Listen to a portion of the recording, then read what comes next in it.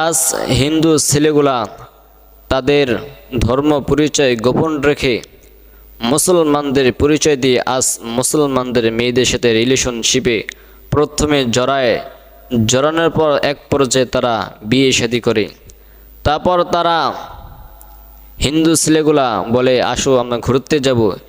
এই ঘোরার কথা বলে আজ আমাদের মুসলিম জাতির মেয়েদেরকে ভারতে পতিতালয়ে বিক্রি করে দিতেছে, পাচার করে দিতেছে। আজ এই বিষয় নিয়ে আজ আমাদের কোনো মাথা ব্যথা নেই, রাষ্ট্রের কোনো চিন্তা নেই।